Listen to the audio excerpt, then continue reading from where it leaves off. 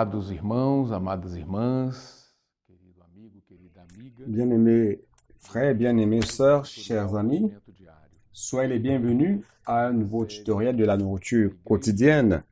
Nous sommes dans la série Église, colonne et base de la vérité. Et le titre de ce volume, c'est L'ère des sept esprits. Et l'auteur, c'est notre bien-aimé frère Pedro Dong. Nous voici à la troisième semaine de ce volume et qui a comme pour titre les choses qui vont bientôt se passer.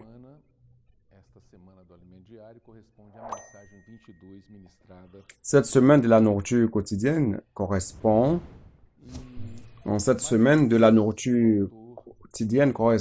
à la semaine, au message 22 donné par le frère Pedro.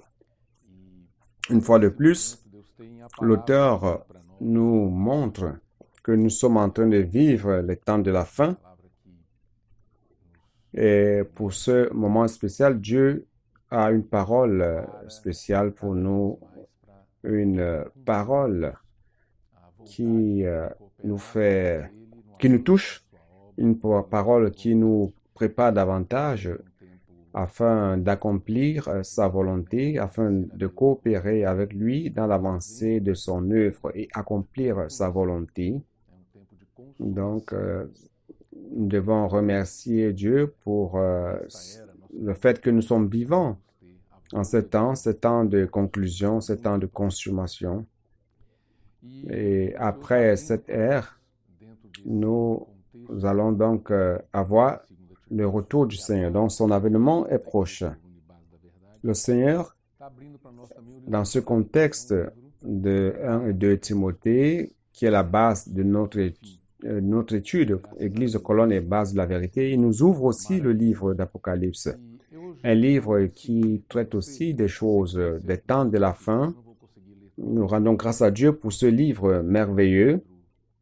Aujourd'hui, je vais suivre avec vous la séquence des versets. Je ne vais pas pouvoir lire tous les versets que le frère Pedro Dong a mentionnés durant cette semaine. Et nous allons essayer de suivre la séquence des textes bibliques indiqués par notre frère.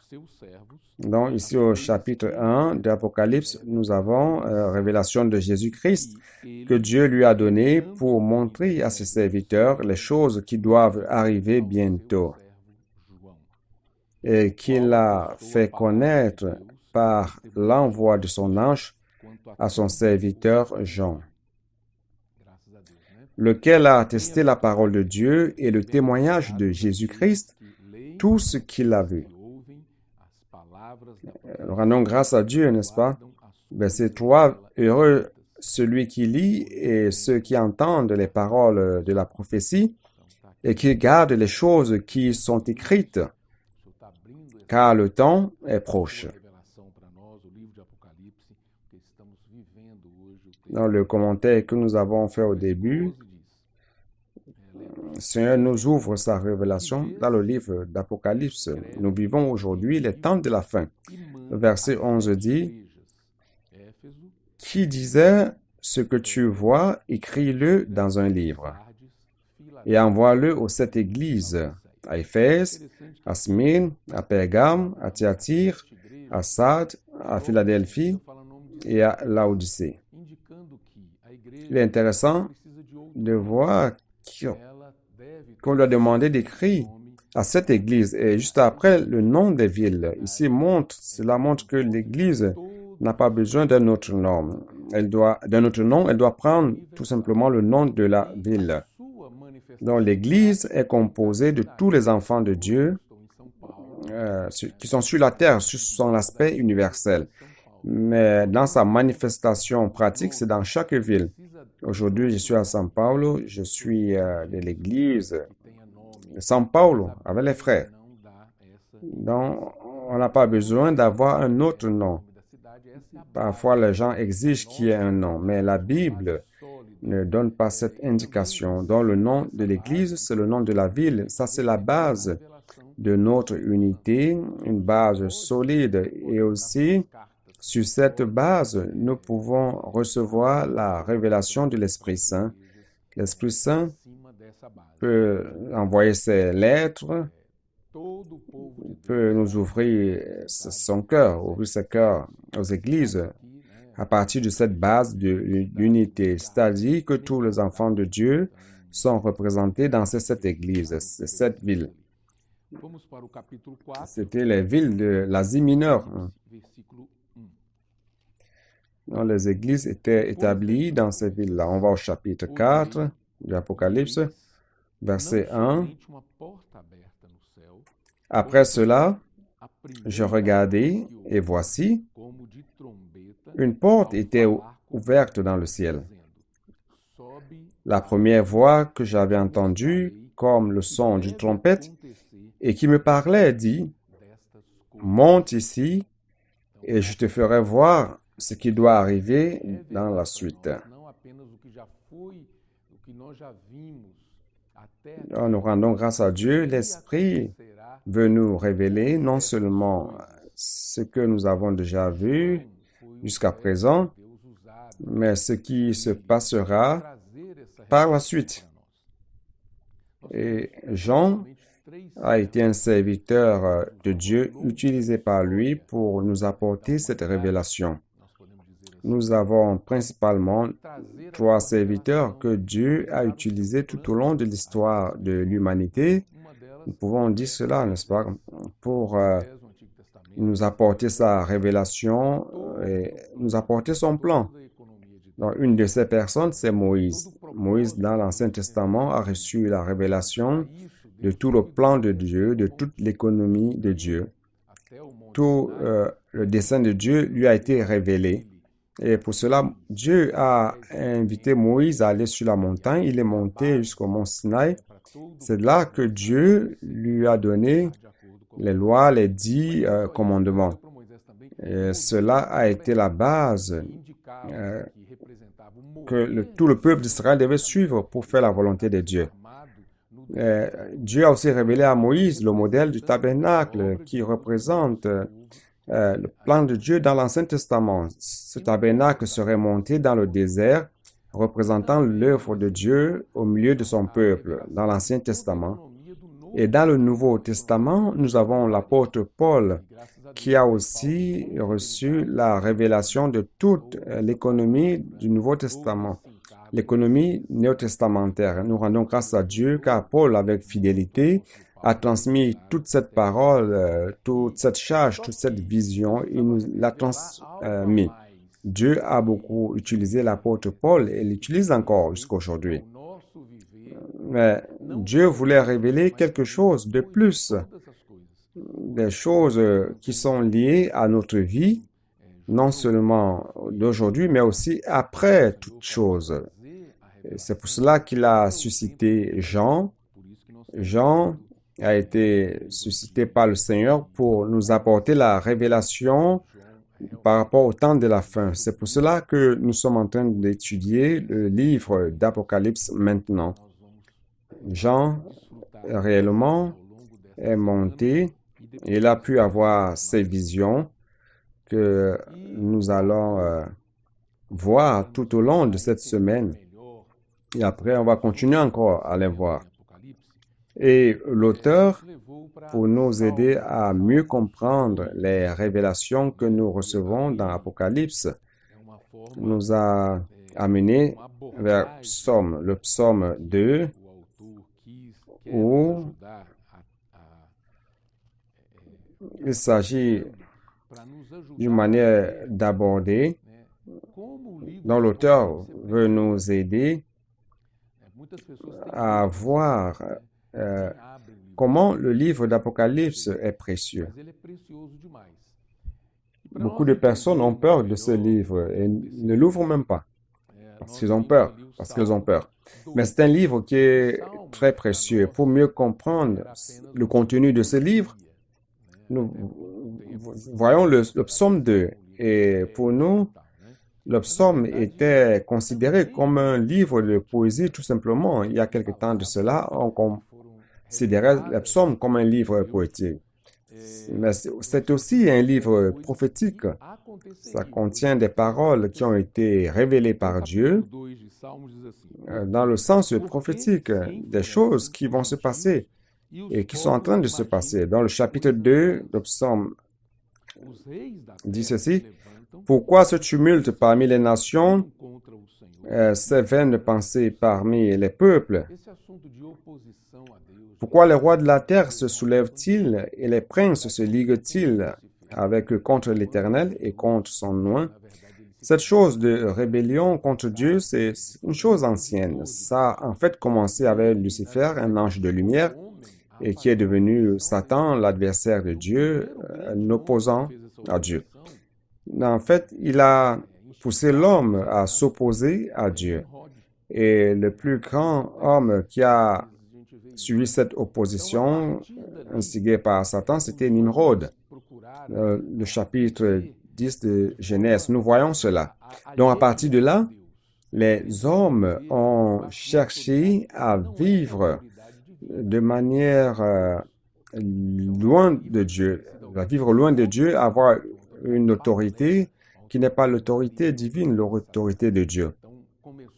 Une autre autorité a été établie, une autorité parallèle, une autorité maligne, satanique. Cela a commencé avec Nimrod. Et toute la terre aujourd'hui a aussi cette tendance à aller contre Dieu, les rois, les princes, les gouvernants en général cherchent à vivre d'une manière absolue comme s'ils étaient des dieux et méprisant l'autorité de Dieu. Donc, le Seigneur veut mettre de l'ordre dans cette terre. Le verset 3 dit: brisons leurs liens, délivrons-nous de leurs chaînes. Vous voyez donc ce que Satan a amené l'homme à faire, à vouloir se détacher de Dieu, s'isoler de Dieu et avoir une vie indépendante de Dieu. Brisons leurs liens, délivrons-nous de leurs chaînes. Il considérait que l'homme était lié à Dieu et voulait que cette personne se délie, brise ses liens. Donc, c'est une parole de grand avertissement pour chacun de nous. Verset 6. C'est moi qui ai oint mon roi sur Sion, ma montagne sainte. Satan voulait quelque chose. Il voulait exercer une autorité, mais Dieu avait déjà oint un roi. Le Seigneur avait déjà été oint dès le début, dès l'éternité. C'est moi qui ai oint mon roi sur Sion, ma montagne sainte. Dans sa divinité, le Seigneur avait déjà été oint roi sur le mont Sion. Sur le saint mont Sion. Et verset 7, je publierai le décret. L'Éternel m'a dit: tu es mon fils, je t'ai engendré aujourd'hui. Quand est-ce que cela s'est-il passé? Le temps, nous pouvons nous dire que cela s'est passé après la mort et la résurrection du Seigneur. Cette parole est devenue réelle. D'un côté, il avait déjà été oint dans l'éternité pour être roi, mais dans le temps, comme un homme, il a été oint aussi. Avant, il était le fils unique du Père et maintenant, il est devenu le premier-né. C'est pour cela que nous avons été engendrés après sa vie humaine ici sur terre, sa mort, sa résurrection.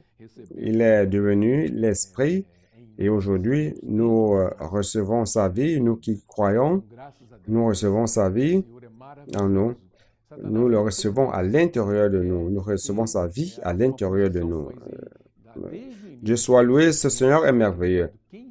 Satan il veut avoir une position, mais Dieu avait déjà déterminé dès le début qui sera ce roi. Et durant le temps, et donc au moment venu, il a accompli ce plan. Et le verset 8 dit ceci: Demande-moi et je te donnerai les nations pour héritage et les extrémités de la terre pour possession. Le Père a dit au Fils, demande-moi et je te donnerai les nations pour héritage, les extrémités de la terre pour possession.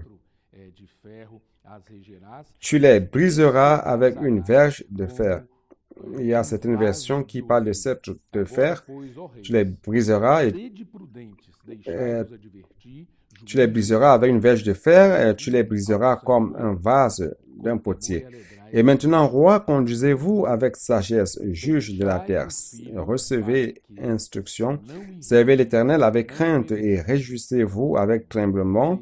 Baisez les fils de peur qu'ils ne s'irritent et que vous ne périssiez dans votre voie. Baiser le fils ici représente la soumission totale. Les personnes doivent parvenir à ce point. Les rois de la terre doivent parvenir à ce niveau de soumission totale au Fils comme roi. Car sa colère est prompte à s'enflammer. Heureux tous ceux qui se confient en lui. Et nous pouvons dire que cette parole, en Apocalypse, on a vu aussi les détails. Apocalypse chapitre 11, verset 15. Allons y jeter un coup d'œil. Je suis avec vous exactement l'ordre des versets. Il dit ceci. Cette semaine 11, 15. Le septième ange sonna de la trompette et il y eut dans le ciel de fortes voix qui disaient, le roi du monde est remis à notre Seigneur et à son Christ, et il régnera au siècle des siècles. Nous rendons grâce à Dieu. Ce que nous avons vu dans le psaume chapitre 2 est concrétisé ici et nous voyons la confirmation de cette promesse, de cette prophétie dans l'Apocalypse.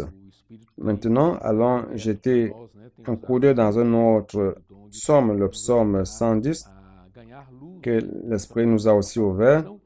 Il a beaucoup utilisé le frère Pedro Dong pour nous aider à recevoir la lumière sur cette portion de la parole. Le psaume 110, à partir du verset 1, nous pouvons lire. Parole de l'Éternel à mon Seigneur, assieds-toi à ma droite,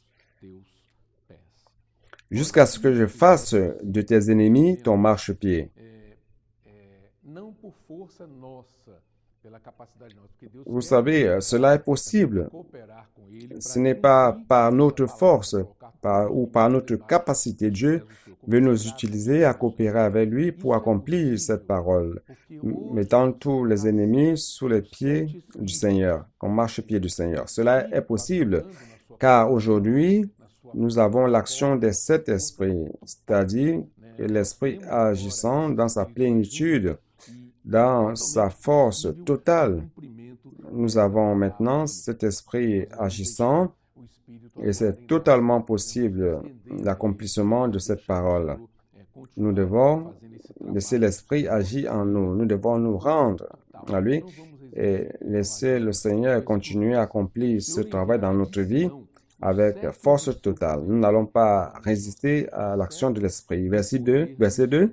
L'Éternel étendra de Sion le sceptre de ta puissance. Une fois de plus, on a ici le sceptre de la puissance du Seigneur, disant domine au milieu de tes ennemis. Ce sceptre de la puissance que l'Éternel enverra de Sion, en fait, ce sont les vainqueurs. Nous allons venir de Sion, les vainqueurs sortiront. Les vainqueurs sont produits dans l'Église et le Seigneur aura le sceptre de sa puissance à travers ses vainqueurs. Et verset 3 dit, ton peuple est plein d'ardeur de manière généreuse, quand tu rassembles ton armée au jour de la convocation avec des ornements sacrés, des saints de l'aurore, ta jeunesse vient à toi comme une rosée, c'est-à-dire sur le mont Saint, plus nombreux que la rosée au milieu de l'aurore, tu auras ton armée de jeunes saints. Ça, c'est la version King James actualisée que nous avons lue avec grande fréquence. Donc, le Seigneur veut produire aujourd'hui. Nous vivons ce moment d'aurore.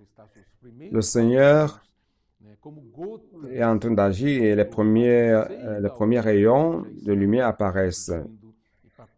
Et comme les gouttes de rosée au milieu de l'aurore, l'armée de vainqueurs, de jeunes vainqueurs est en train d'être produite.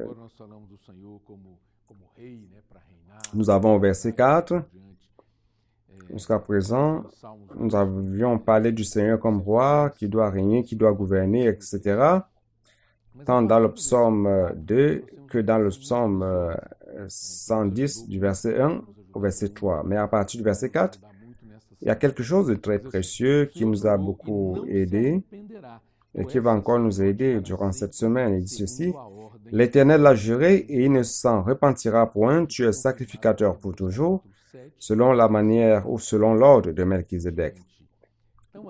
Ce qui est confirmé, c'est confirmé dans Hébreux 7, 24 et la suite. Nous avons ici le Seigneur comme souverain sacrificateur. Il est notre souverain sacrificateur et ici il est dit que c'est pour toujours. Qu'est-ce que cela veut dire? Cela veut dire qu'on a quelqu'un qui prend soin de nous. D'un côté, le Seigneur peut préparer un groupe de vainqueurs pour batailler à ce niveau et de l'autre côté, il prend soin de nous. Sois tranquille, n'aie pas peur, il prend soin de toi. Parfois, tu peux te sentir faible, affaibli par une situation ou une autre, mais sois tranquille, car ce souverain sacrificateur est en train de prendre soin de nous. Il est le sacrificateur pour toujours selon l'ordre de Melchizedek. Il te connaît, il sait qui tu es et il peut avoir compassion de toi. Le Seigneur à ta droite brise des rois au jour de sa colère. Nous voyons que ceci va s'accomplir à la bataille de Armageddon dans l'Apocalypse 16, verset 16. Il exerce la justice parmi les nations. Tout est plein de cadavres. Il brise des têtes sur toute l'étendue du pays. Il boit au torrent pendant la marche. C'est pourquoi il relève la tête. Ici, ce torrent, j'aime cette parole. Cela représente les vainqueurs. Le Seigneur boit à ce torrent, c'est-à-dire que les vainqueurs seront comme un rafraîchissement, comme un appui, une force pour le Seigneur. Cela est très riche, n'est-ce pas? Nous voulons être de ses coopérateurs. Nous voulons parvenir à ce niveau de coopération avec lui afin qu'il ait en nous son rafraîchissement au moment de la lutte, de la bataille, que nous soyons à ses côtés. Maintenant, on va retourner à Apocalypse, chapitre 1, à partir du verset 4. Allons-y, jetez un coup d'œil. Donc ici,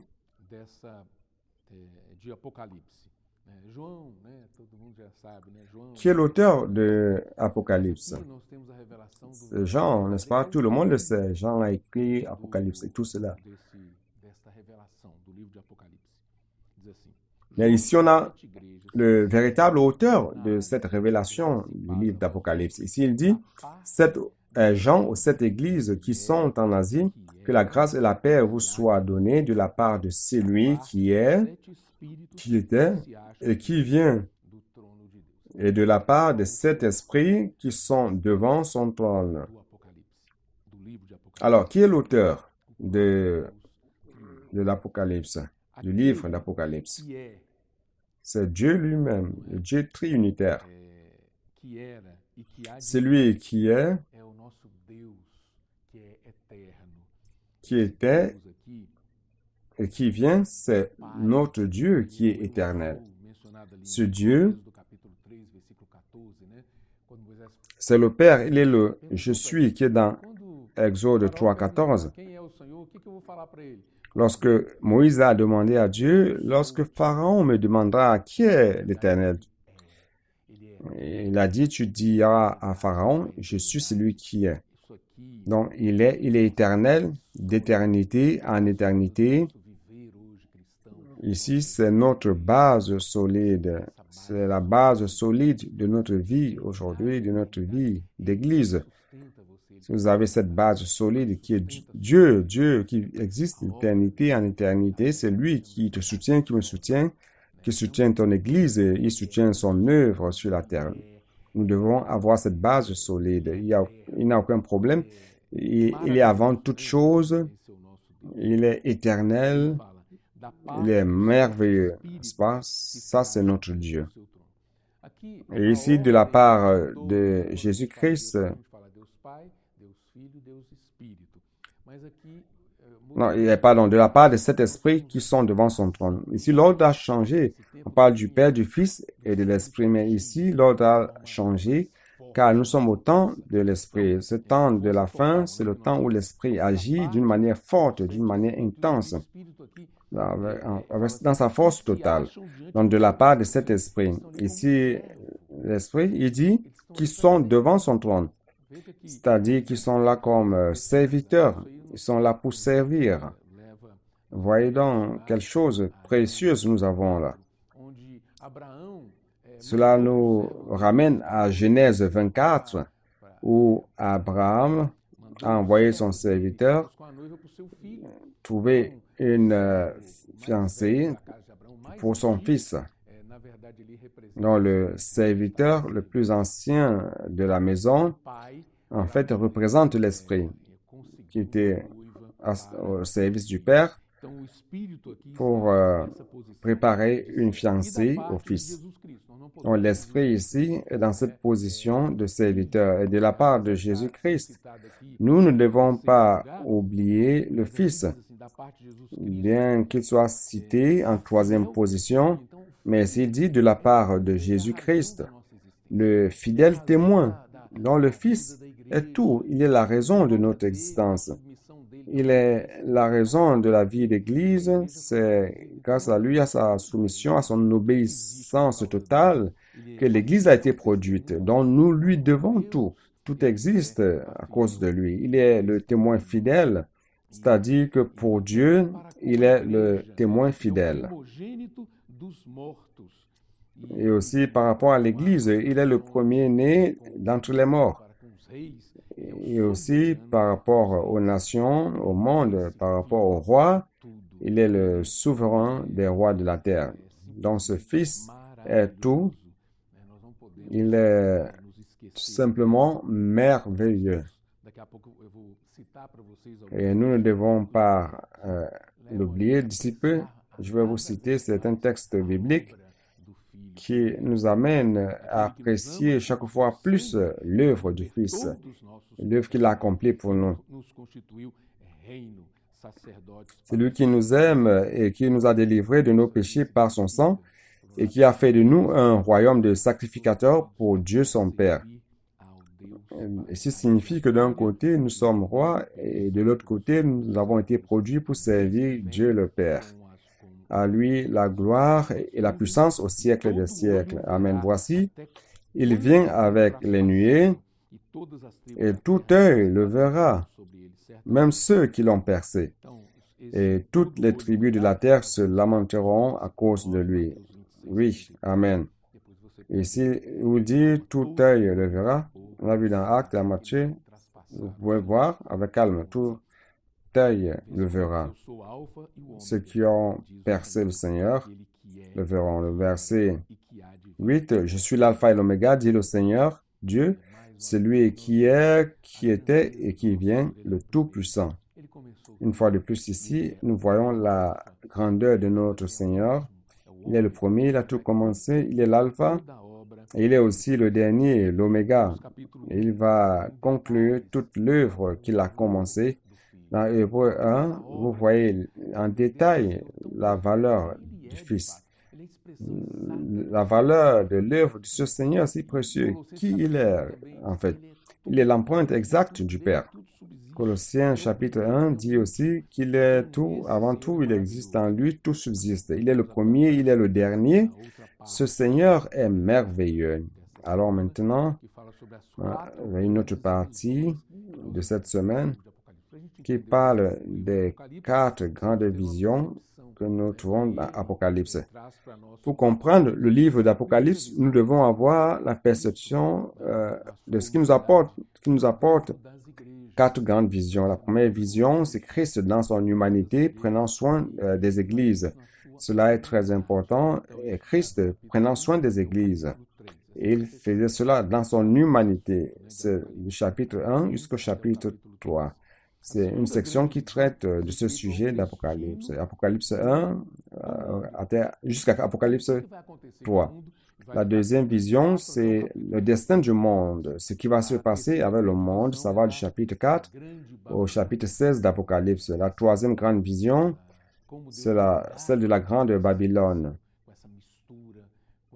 Comment Dieu va traiter cette situation, ce mélange, cette déviation, l'idolâtrie, la condition de l'homme qu'il a abattu, qu'il a subjugué, la religion, la politique et le monde, tout cela, le Seigneur va traiter, chapitre 17 à 20, et enfin, la Nouvelle Jérusalem, la grande vision de la Nouvelle Jérusalem, nouveau ciel, nouvelle terre, chapitre 21 et 22.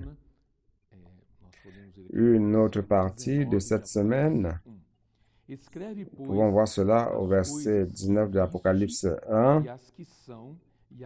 Écris donc les choses que tu as vues et celles qui sont et celles qui doivent arriver après elles. Donc ici, on a une tâche qui serait réalisée en 3 étapes. Écris dans les choses que tu as vues, nous allons voir d'ici peu de quoi il s'agit, et celles qui sont,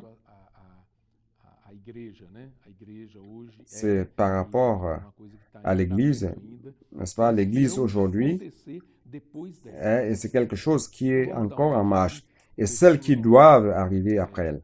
Nous allons jeter un coup d'œil au verset 9. Moi, Jean, votre frère, et qui est part avec vous à la tribulation et au royaume, et à la persévérance en Jésus, j'étais dans l'île appelée Patmos à cause de la parole de Dieu et du témoignage de Jésus. Jésus-Christ. Donc ici, la première chose que l'auteur nous aide à percevoir, c'est que Jean, ici, ne se présente pas comme quelqu'un de supérieur hiérarchiquement par rapport aux autres frères. Il se présente comme un frère. Il dit « votre frère ». Donc, à la fin du 1er siècle de l'histoire de l'Église, nous voyons l'homme voulant imposer des positions à l'Église, mettre l'accent sur les titres dans l'Église. Mais ici, Jean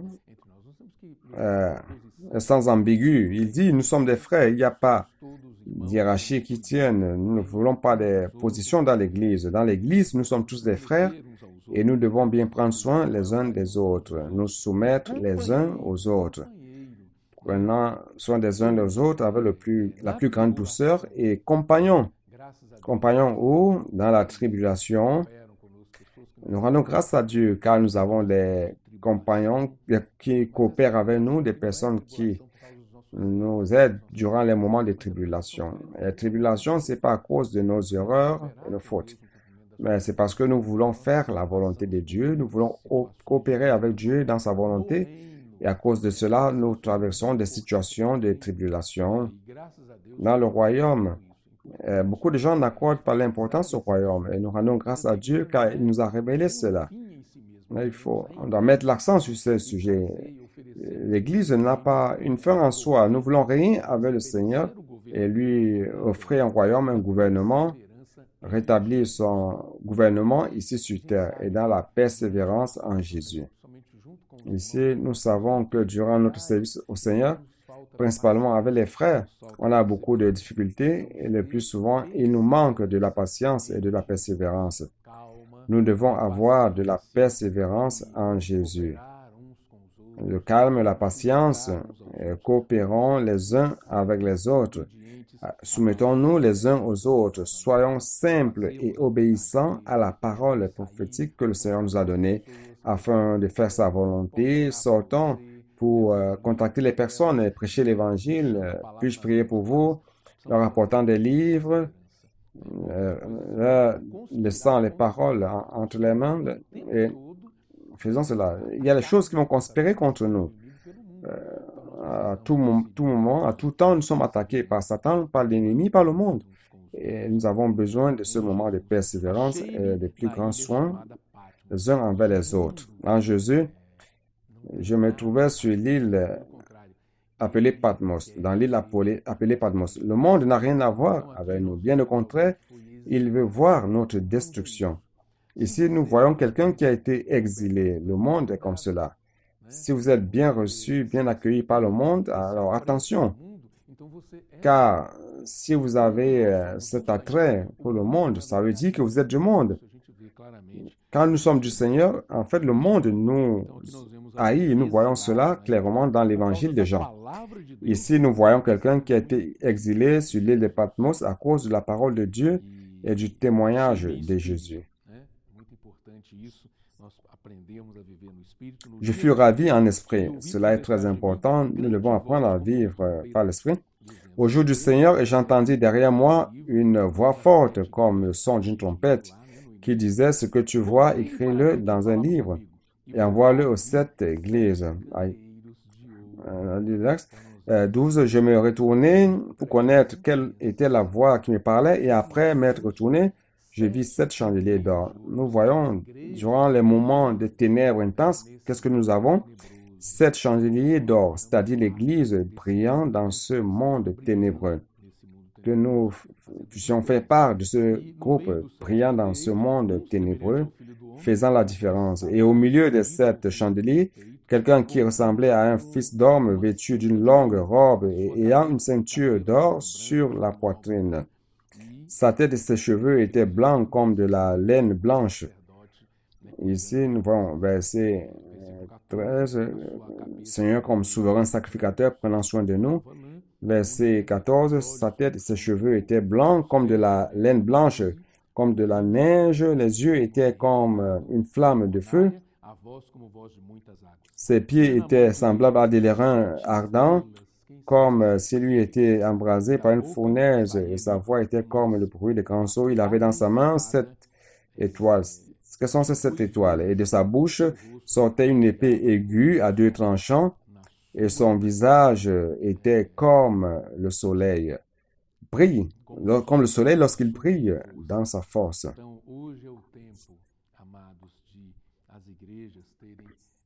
Aujourd'hui, il est temps, frère, aux églises d'avoir des personnes comme des étoiles qui brillent dans les mains du Seigneur. Il ne s'agit pas des positions, de titres que les gens vont vous regarder et dire vous êtes quelqu'un, non, mais plutôt des personnes qui brillent durant ce temps-ci, le moment important où il y a des ténèbres qui veulent engloutir les personnes. Quand je le vis, je tombais à ses pieds comme mort. Il posa sur moi sa main droite en disant: ne crains point, je suis le premier et le dernier. Une fois de plus, c'est lui qui prend soin de nous depuis le début et il va continuer à nous soutenir. Et le vivant, j'étais mort et voici, je suis vivant au siècle des siècles. Je tiens les chefs de la mort, du séjour des morts, écrit dans ces choses. On a lu 19. Et verset 20, il dit: le mystère des 7 étoiles que tu as vu dans ma main droite et les 7 chandeliers d'or sont les 7 étoiles qui sont les 7 anges des 7 églises et les 7 chandeliers sont les 7 églises. Très bien. Donc, cette parole que le Seigneur a révélée à son serviteur afin de transmettre à d'autres serviteurs, ces serviteurs doivent être ceux qui brillent. Cette parole, c'est pour les églises. Donc, nous servons le Seigneur dans les églises. Nous devons être ces personnes qui brillent aujourd'hui et non discuter, se bagarrer, se disputer à cause des titres et des positions. Donc, une fois de plus, nous avons été à nous rendre compte de cela. Servons le Seigneur avec simplicité, avec sincérité, avec pureté de cœur. Consacrons-nous à lui chaque fois plus et permettre qu'il accomplisse son œuvre à travers nous. Pourquoi cette première partie est importante? Ce que Jean a vu, est déterminant afin que les choses qui sont, en fait, ce que nous vivons aujourd'hui, la vie d'Église, et ce que nous vivons aujourd'hui est important pour les choses qui vont se passer, car c'est nous qui allons coopérer avec Dieu pour la conclusion de cette ère, pour la conclusion, en fait, de toutes choses. Donc, le Seigneur veut bien prendre soin de nous. L'Église est en train d'être est bien sous ses soins, lui comme souverain sacrificateur qui marche au milieu de nous. Et nous nous préparons à coopérer chaque fois de plus avec lui. Nous rendons grâce à Dieu pour cette parole. Que Dieu vous bénisse. Jésus est le Seigneur.